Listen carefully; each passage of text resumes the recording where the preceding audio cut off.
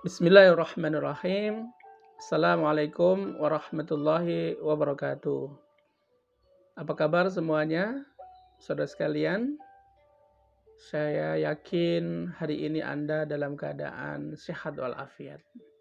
Allah Subhanahu wa taala selalu membersamai kita semuanya, para penuntut ilmu, insya Allah dengan keberkahan, sehat walafiat. Hari ini kita ketemu dalam rangka memulai perkuliahan kita dengan mata kuliah Islam Moderat. Islam Moderat adalah padanan kata yang berawal dari dua kata yang disatukan, yaitu Islam dan moderat. Islam sendiri secara harfiah berarti ketaatan, kepatuhan, dan kepasrahan. Dari sikap kepasrahan, ketaatan, kepatuhan akan mendapatkan seseorang perasaan selamat, damai, juga sejahtera. Orang-orang yang taat dengan aturan, dia akan merasakan kedamaian, merasakan keselamatan. Dan dengan perasaan itu, maka lahirlah kesejahteraan. Adapun kata moderat, itu berarti tengah-tengah. Di dalam Al-Quran ada kata wasato, yang artinya juga bisa diartikan dengan tengah-tengah. Itulah makanya kata wasit itu merupakan kata yang diadopsi dari kata bahasa Arab, yang artinya adalah pertengahan. Maka sebagai seorang wasit, dia tidak boleh memihak antara orang yang ditengahi. Tidak condong ke kanan atau condong ke kiri. Fokusnya adalah memberikan putusan yang adil berdasarkan data, fakta yang konkret, yang nyata, sehingga dia melahirkan sebuah keputusan yang jujur dan adil. Sebagaimana dalam Al-Quran surah Al-Baqarah ayat 143, Allah Subhanahu wa taala berfirman, "Wa kadzalika ja'alnakum ummatan wasata." Dan demikianlah kami telah menjadikan kamu umat Islam sebagai umat yang adil, umat yang tengah-tengah. Oleh sebab itu, mata kuliah Islam Moderat ini adalah mata kuliah di mana kita akan mempelajari berbagai topik yang dihubungkan dengan Islam Moderat itu. Banyak hal yang bisa kita jelaskan di dalam Islam Moderat ini, baik latar belakangnya, sejarahnya, argumentasinya, mengapa mata kuliah ini dihadirkan di tengah-tengah kita. Karena memang sejak hadirnya Islam di muka bumi ini, Nabi Muhammad SAW selalu mengajarkan kepada kita umatnya agar bertindak, berpikir, berperilaku, bersikap tidak berlebih-lebihan dalam segala hal. Wala tusrifun, jangan berlebih-lebihan. Bahkan soal makan dan minum pun baginda Nabi ajarkan kepada kita, janganlah kita menjadi pribadi yang berlebih-lebihan. Islam Moderat hadir di tengah-tengah kita untuk memberikan satu perspektif tentang bagaimana kita berislam. Dan bagaimana dengan Islam itu sehingga orang-orang di luar Islam tertarik dengan Islam itu, juga menunjukkan umat Islam itu memiliki keunggulan-keunggulan sehingga orang lain terpikat untuk mempelajari Islam. Dan terakhir, bagaimana dengan sukarela, dengan kesadaran, dengan pemahaman mereka bisa berislam. Islam Moderat adalah sebuah gagasan, sebuah ilmu yang mengajarkan kepada kita agar kita memiliki sikap, pemikiran, dan perilaku yang adil, proporsional antara kepentingan material dan spiritual, antara ketuhanan dan kemanusiaan, masa lalu dan masa depan, akal dan wahyu, individu dan kelompok, realisme dan idealisme, orientasi duniawi dan ukhrawi. Di berbagai sebaran ayat Al-Quran, Islam mengajarkan tentang keseimbangan. Kita diajarkan untuk mengejar akhirat, misalkan ya dalam ayat wabtaghi fima atakallahu daral akhirah. Hendaklah kalian segera berupaya untuk mencari kebahagiaan akhirat. Tapi Allah Subhanahu wa taala mengingatkan, wala tansa nasibaka minad dunya. Janganlah kalian melupakan nasib kalian di dunia ini. Ini artinya apa? Artinya agar kita memiliki keseimbangan. Berorientasi akhirat tapi tidak melupakan dunia. Mengejar dunia tapi tidak melupakan akhirat. Akhirat dan dunia itu satu kesatuan yang tidak bisa dipisahkan. Itulah makanya Islam selalu mempertautkan antara dunia dan akhirat. Antara akhirat dan dunia. Baiklah saudara sekalian, di dalam mata kuliah kita ini, ke depan akan kita bahas beberapa topik yang menarik. Yang kita akan kaji secara kelompok. Nanti kita akan bagi kelompok kita masing-masing. Ada kurang lebih 10 topik yang menarik. Yang pertama adalah ruang lingkup kajian Islam moderat. Tadi sudah disinggung tentang bagaimana berpikir, bagaimana bersikap, bagaimana berperilaku, harus mencerminkan objektivitas, mengedepankan sikap moderat, tidak mudah menghukum, menghakimi, menyalahkan, tetapi kita harus terbuka dengan perbedaan, bahwa perbedaan itu adalah sesuatu yang niscaya, maka perbedaan pendapat juga harus diterima. Tidak boleh memaksakan bahwa hanya pendapat kita saja yang benar, pendapat saya saja yang benar, pendapat Anda salah, pendapat orang lain salah. Karena dengan menuduh orang lain salah, menghakimi orang lain yang salah, boleh jadi bukan demikian, kita yang salah. Itulah makanya di balik kebenaran yang kita yakini pasti ada kesalahan. Di balik kesalahan pendapat orang pasti ada kebenaran. Nah, kelapangan dada kita, keterbukaan cara berpikir kita, itulah yang kemudian kita bisa menerima perbedaan. Bahkan kepada orang yang salah pun, kita harus memahami mengapa orang itu berbuat salah. Apalagi kalau hanya sekedar berbeda. Nah, oleh sebab itu saudara sekalian, topik tentang kajian Islam moderat itu mencakup berbagai perspektif. Ada perspektif historisitas, ada perspektif normativitas, ada perspektif kekinian, ada perspektif kontemporer, ada perspektif soal Islam dan budaya dan sebagainya.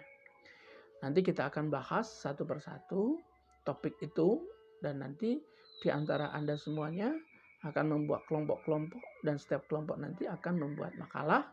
Makalah itu yang akan kita diskusikan. Topik yang kedua terkait dengan Islam moderat adalah analisis istilah dan kesejahteraan muncul. Bagaimana Islam moderat ini mengemuka? Ada sebagian yang berpandangan bahwa Islam dari dulu sampai sekarang ya satu, ya Islam itu.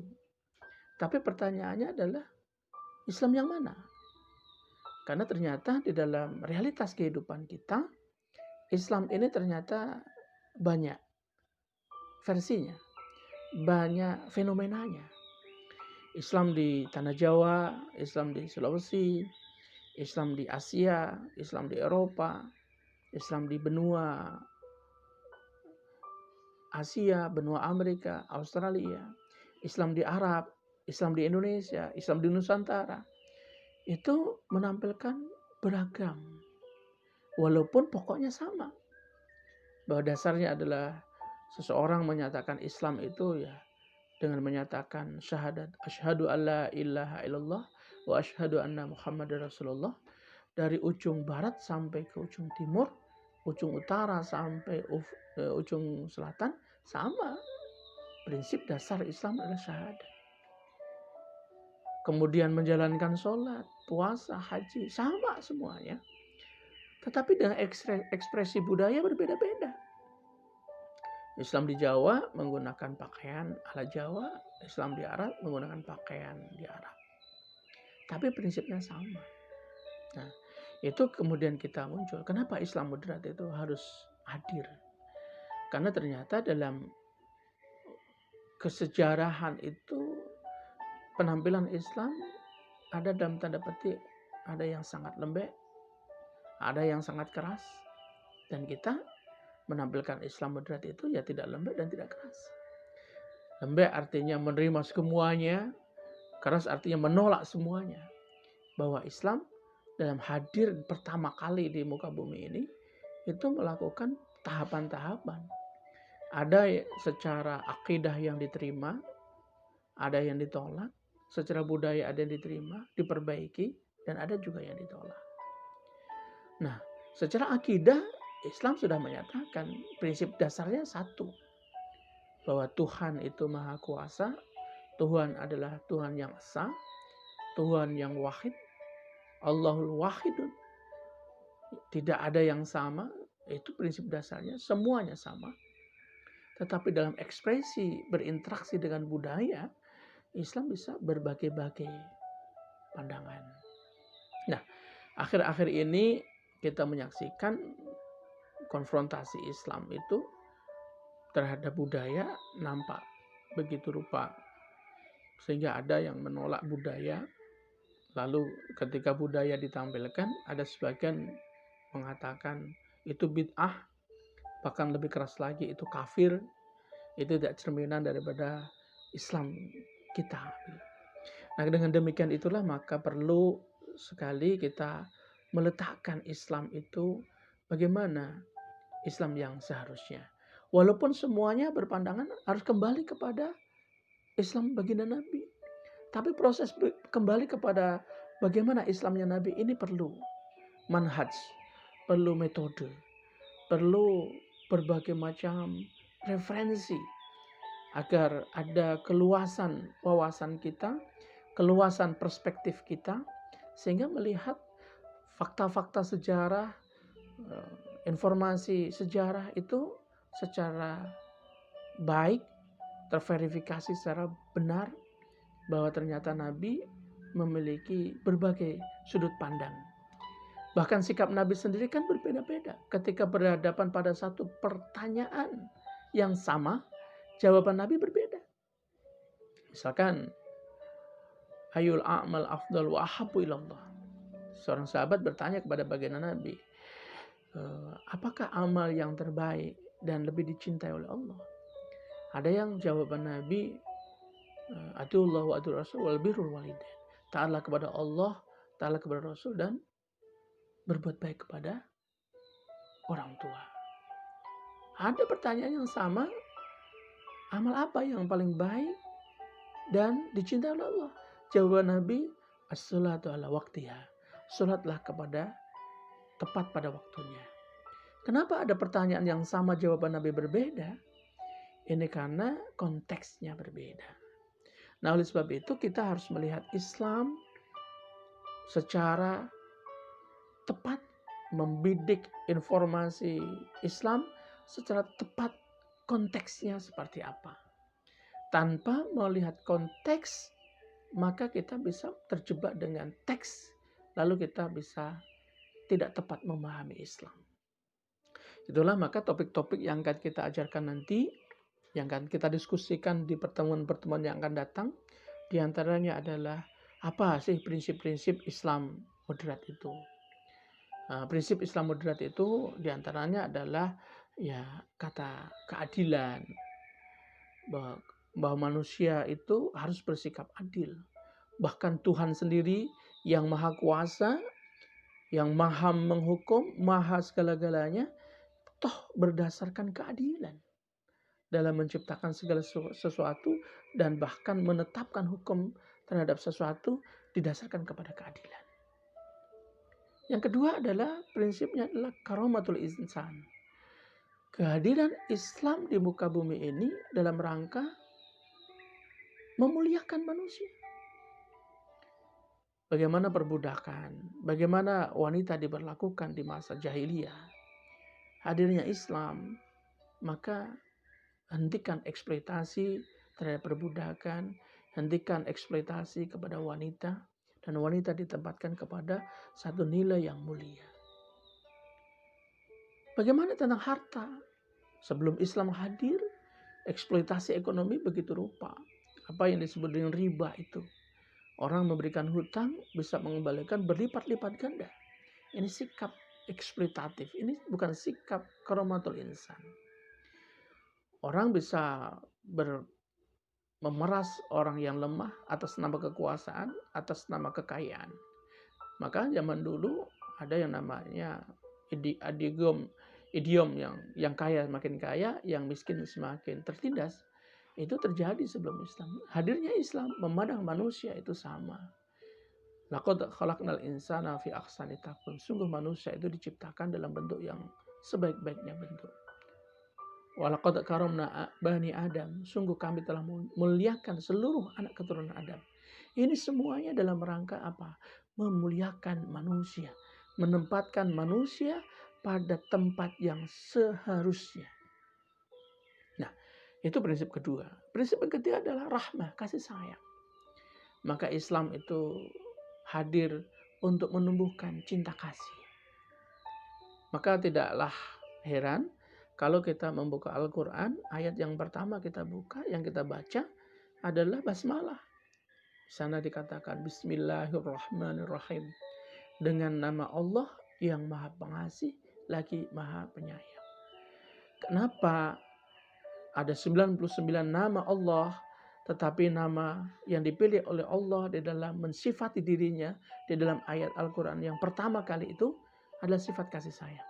Itu karena Allah ingin mendahulukan daripada kasih sayangnya dibandingkan yang lainnya. Ada satu hadis qudsi dikatakan, sesungguhnya kasih sayangku itu mengalahkan murkaku. Inna rahmati ghalabat ghadabi. Sesungguhnya kasih sayangku itu mendahului daripada murkaku. Artinya apa? Sifat dasar Allah itulah kasih sayang. Makanya manusia harus punya sifat kasih sayang. Manusia adalah penebar kasih sayang. Manusia adalah duta-duta kasih sayang. Makanya manusia haruslah menjadi selalu berbuat baik, selalu berbuat baik. Wa ahsin kama ahsanallahu ilaik. Berbuat baiklah kalian sebagaimana Allah telah berbuat baik kepada kalian. Nah, itulah prinsip yang ketiga. Prinsip yang keempat adalah toleran, tasamuh. Dalam Islam moderat itu, prinsip pokok yang berikutnya adalah tasamuh, toleran. Toleran itu tidak selalu berarti bahwa kita membiarkan yang salah, tidak. Toleran itu artinya sikap kita menerima perbedaan. Bahwa manusia diciptakan oleh Allah berbangsa-bangsa, bersuku-suku, berjenis-jenis. Ada laki, ada perempuan, itu azaliyah. Itu sifat yang sudah dari sananya. Ada yang hidung mancung, ada yang pesek, ada yang kulitnya terang, ada yang gelap. Itu sudah dari sananya. Allah sudah ciptakan seperti itu. Nah, karena Allah sudah ciptakan seperti itu, maka sikap kita yang terbaik tidak boleh menghakimi yang berbeda. Karena perbedaan itu sesungguhnya sudah dari Allah Subhanahu wa taala. Kenapa dibedakan? Karena ada endingnya. Bahwasanya semua manusia itu sama, yang membedakan itu adalah ketakwaannya. Oleh sebab itu, kita sebagai manusia terhadap perbedaan yang kita tonjolkan adalah tasamuh. Bahwa orang boleh berbeda, kita harus menerima, kita harus menghargai perbedaan. Bukan saja secara fisik, bukan saja secara warna kulit, budaya, bahkan akidah, bahkan keyakinan, bahkan kepercayaan yang paling azali dalam diri manusia. Kalau itu berbeda, kita harus terima. Soal benar dan salah, siapa yang benar dan siapa yang salah, nanti Allah Subhanahu wa taala yang akan memberikan ketetapan. Kita sebagai manusia setara di hadapan Allah. Tidak boleh menghukum bahwa dia salah dan berakidah, maka kita hukumi dia kafir. Lalu kita mencap mereka kafir, enggak boleh.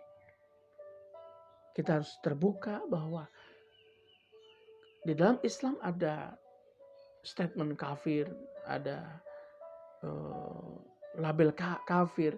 Itu memang ada, tetapi tidak ada hak bagi kita menghukum orang dengan kata itu.